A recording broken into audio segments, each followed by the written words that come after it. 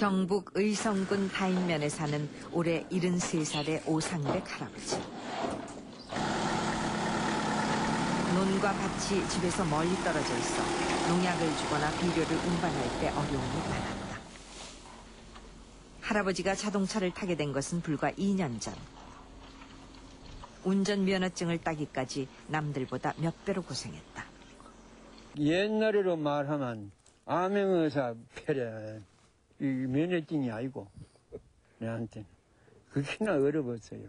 이 면허증 따느라고 우리 할머니하고도 이혼합을 했구만.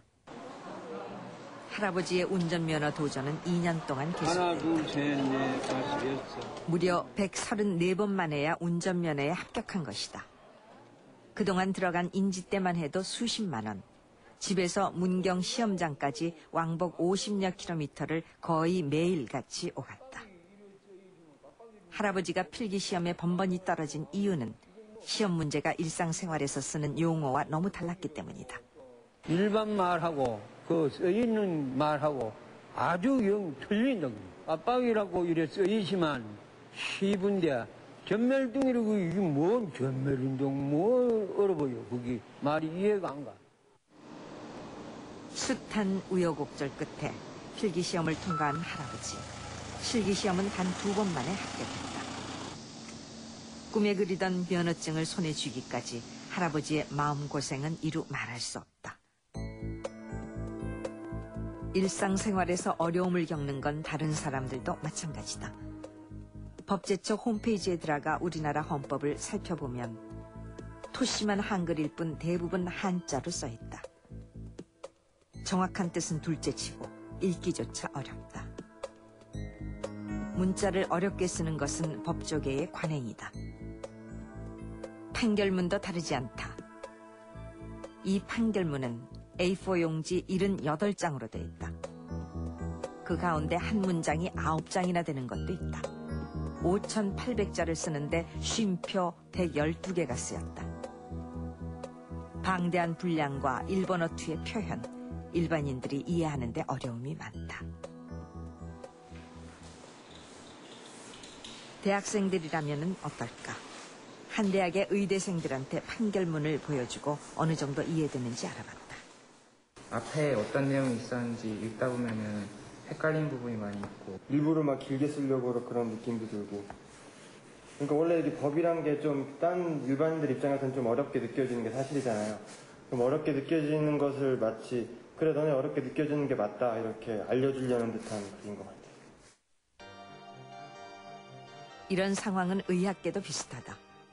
의사가 환자를 진료할 때 쓰는 진료일지. 환자 상태를 알 수 있는 유일한 기록이다. 그렇지만 무슨 내용인지 이해하기 어렵다. 이번엔 역할을 바꿔 법대생들한테 진료일지를 검토해보라고 했다. 이게 위궤양이고 이게 암 같은데? 역시 법대생들도 진료일지를 이해할 수 없다.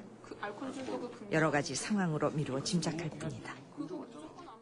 처음에 읽어봤을 땐 진짜 한글로 된 부분밖에 알아볼 수 없었고요.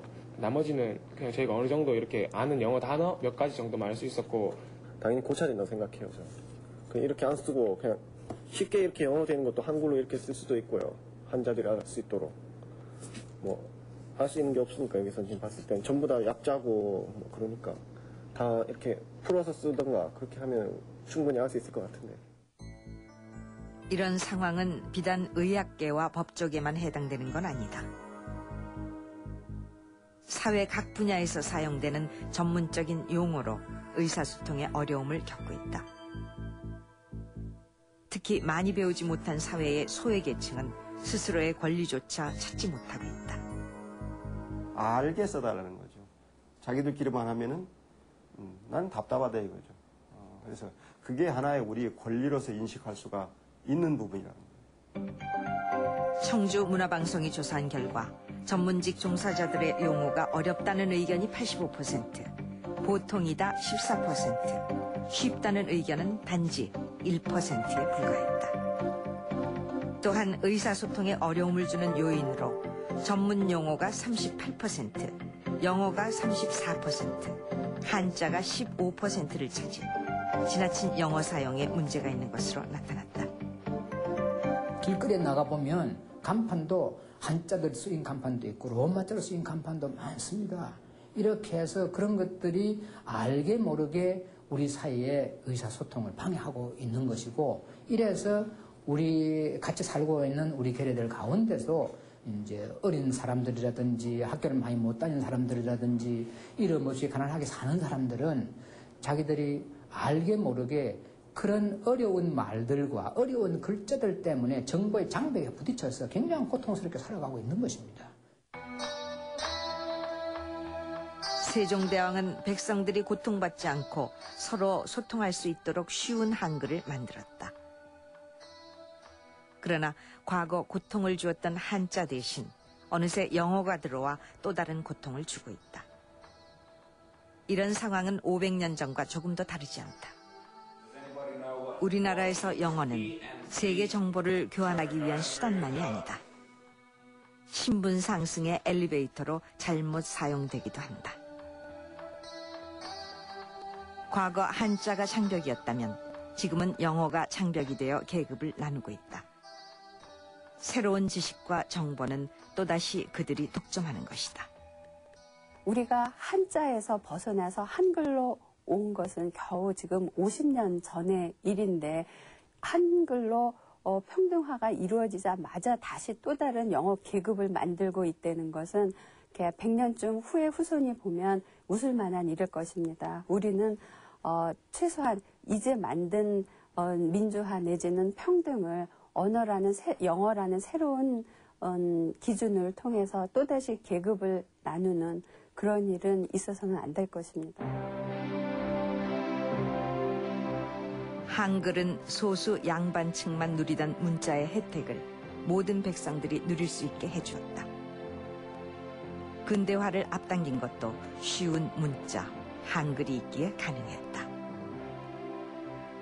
하지만 그 훌륭한 도구를 제대로 활용하지 못한 것이 현실이다. 지금 우리가 해야 할 일은 무엇인가?